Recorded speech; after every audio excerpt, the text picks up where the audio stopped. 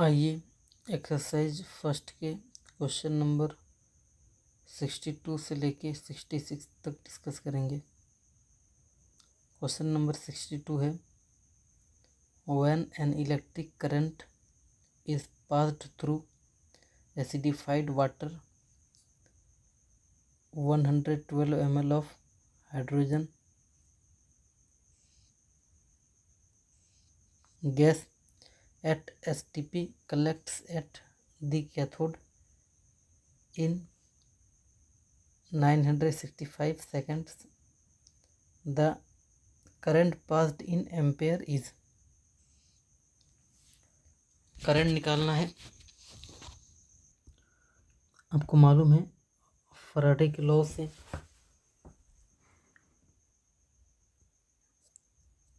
W/E equal to I into T by 96500 ये formula drive होता है।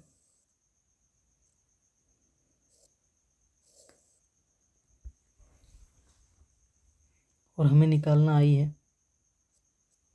इस I को हमें फाइंड आउट करना है, तो उसके लिए W निकालेंगे। और W कैसे निकलेगा, तो उसके लिए हमको मोल चाहिए। और मोल के लिए हम यहाँ पे ये जो वॉल्यूम है 112 ml, इससे मोल निकलेगा और मोल से वेट निकलेगा और वेट को फॉर्मूला में पुट करेंगे। तो आपको मालूम है कि मोल से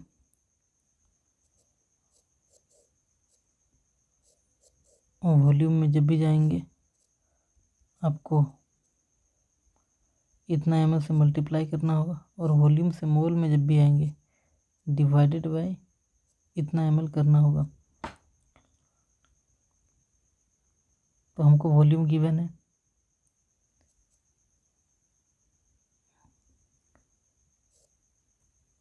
112 ml, तो 112 ml डिवाइडेड बाय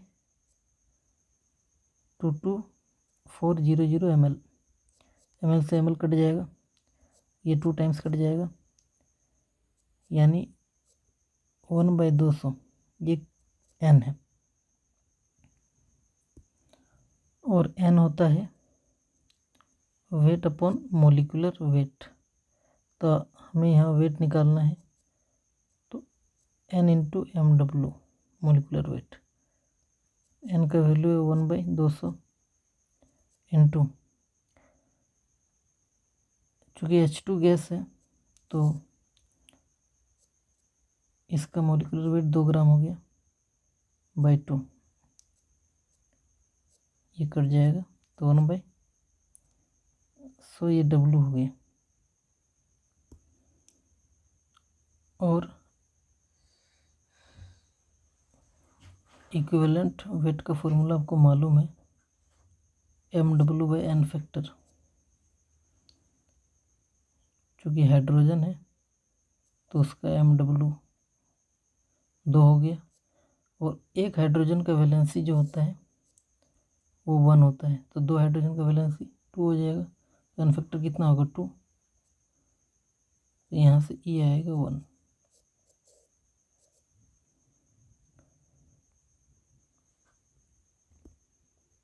तो आप इन दोनों से क्लियरली देख सकते हैं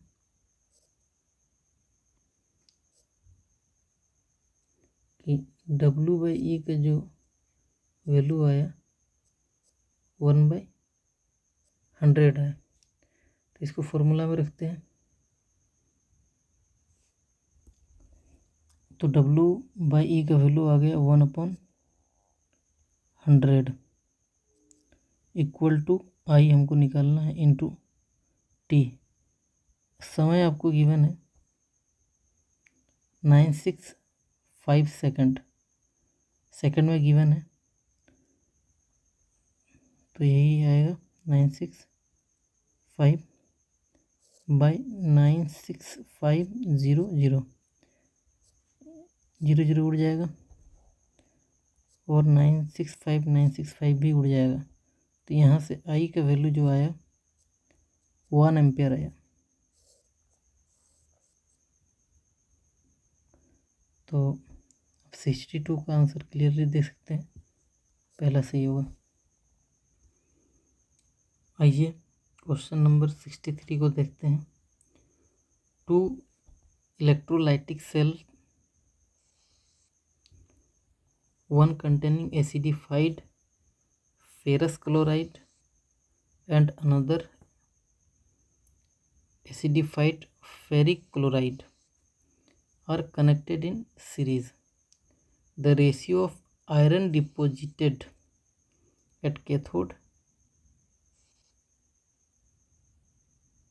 in the two cells when electricity is passed through the cells will be, यानी 2 इलेक्ट्रोलाइटिक सेल है, एक में है फेरस क्लोराइड और एक में है फेरिक क्लोराइड, और आपको बताना है आयरन का डिपोजिशन एट कैथोड। तो आइए इसको सॉल्व करते हैं। मान लेते हैं एक ए इलेक्ट्रोलाइटिक सेल है और एक बी इलेक्ट्रोलाइटिक सेल है। ए वाला जो है फेरस क्लोराइड यानी FeCl2 है, और बी वाला जो है फेरिक क्लोराइड यानी FeCl3 है। तो ए वाला में Fe+2 स्टेट में है और बी वाला इलेक्ट्रोलाइटिक सेल में Fe+3 स्टेट में है।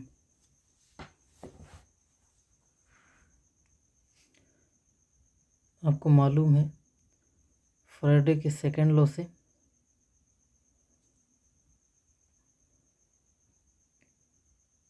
WA/EA इक्वल होगा WB/EB।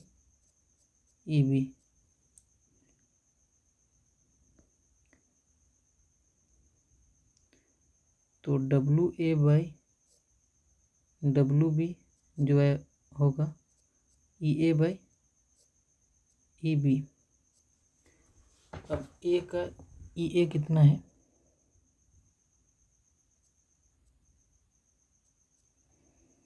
तो MW, चूँकि दोनों में Fe कॉमन है तो Fe का मोलिकुलर वेट MW ही मान लेते हैं, और यहाँ पे चार्ज +2 का है तो n फैक्टर 2 आया तो डिवाइडेड बाई 2। EB के लिए अगेन Fe का मोलिकुलर वेट MW मान लेते हैं, और चार्ज जो है +3 का है तो n फैक्टर 3 हो गया तो डिवाइडेड बाई 3, यानी EA/EB क्या आएगा MW/2 इंटू 3/MW। तो MW से MW कट जाएगा तो इक्वल टू 3/2, यानी जो रेशियो बनेगा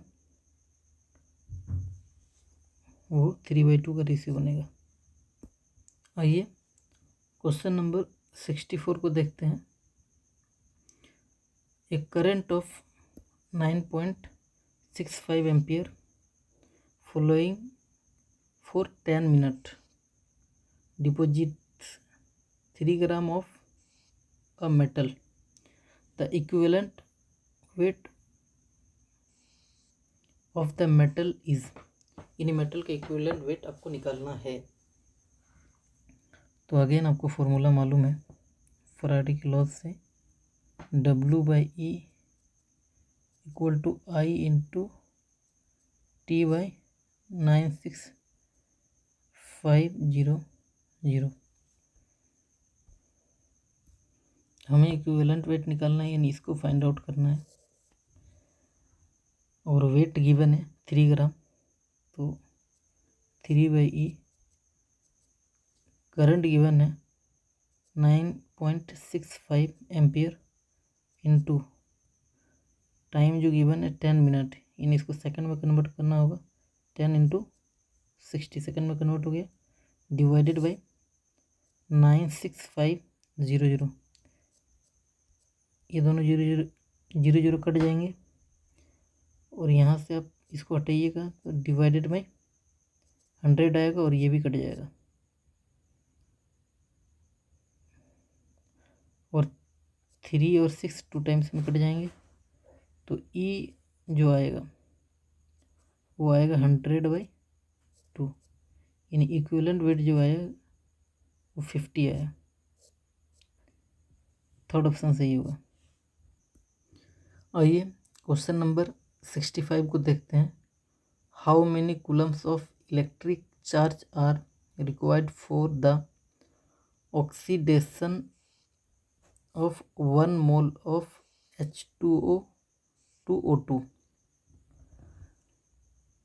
यानी आपको क्वेश्चन में ये रिएक्शन गिवन है कि H2O से हाफ O2 है, ये रिएक्शन है। इसमें मतलब कितना चार्ज रिक्वायर्ड होगा ऑक्सीडेशन 1 मोल H2O का। तो इस रिएक्शन को आप ऐसे भी लिख सकते हैं, H2O 2H plus O plus 2 electron. तो आप क्लियरली देख सकते हैं कि 1 मोल H2O का ऑक्सीडेशन के लिए आपको 2 इलेक्ट्रॉन का रिक्वायर्ड हो रहा है। 1 मोल H2O का ऑक्सीडेशन के लिए 2 मोल इलेक्ट्रॉन का रिक्वायर्ड हो रहा है। तो आपको मालूम है कि जैसे x मोल इलेक्ट्रॉन जो होते हैं वो x फराडे के इक्वल होते हैं।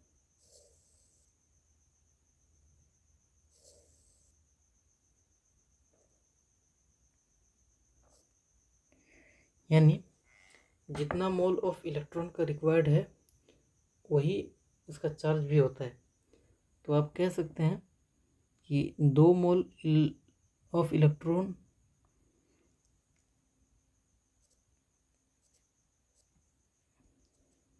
के लिए चार्ज जो होगा वो 2 फराडे होगा। यानी 1 मोल H2O के ऑक्सीडेशन के लिए जो चार्ज रिक्वायर्ड होगा वो 2 फराडे होगा। यानी 2 इंटू फराडे का 1 फराडे जो होता है वो होता है 96500। तो इसको आप मल्टीप्लाई करिएगा तो ये बनेगा 193,000। इसको आप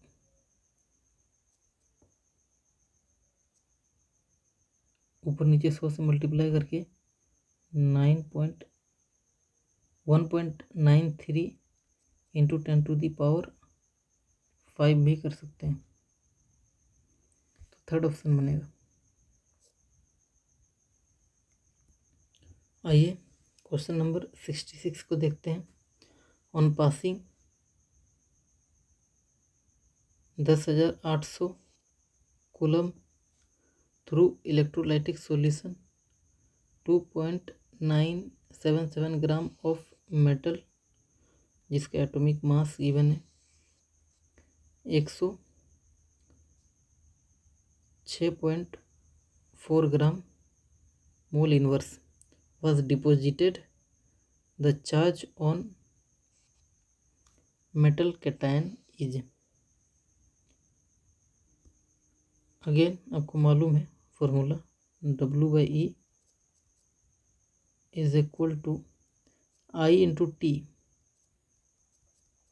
बाई 96500। I इंटू T को आप Q भी लिख सकते हैं, चार्ज बाई 96500।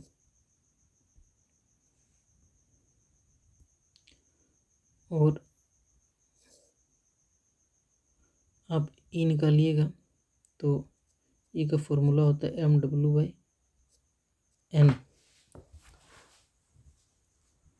तो एटॉमिक मास तो गिवन है 106.4/n।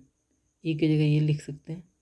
और आपको कैथोड का हाफ सेल रिएक्शन मालूम है कि m plus n electron gives m solid.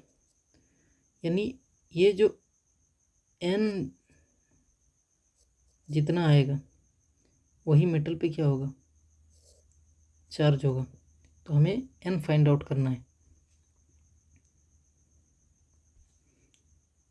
तो वेट का वैल्यू रखते हैं 2.977 बाई ई की जगह लिख सकते हैं 106.4 बाई n। इसको यहाँ पे मल्टीप्लाई में कर देंगे। क्यू का वैल्यू है 10,800 बाई 96500। 2 जीरो से 2 जीरो उड़ जाएगा। n जो आएगा 108 इंटू 106.4 बाई 965 इंटू 2.977।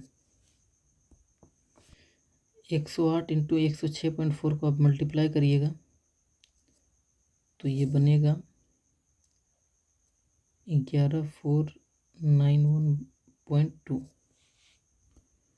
और 965 इंटू 2.977 इसको मल्टीप्लाई करिएगा तो ये आएगा 2872.80। जब आप इसको डिवाइड करिएगा तो ये अप्रोक्स 4 आएगा, यानी मेटल पे जो चार्ज आएगा वो +4 का आएगा। तो फर्स्ट ऑप्शन सही होगा।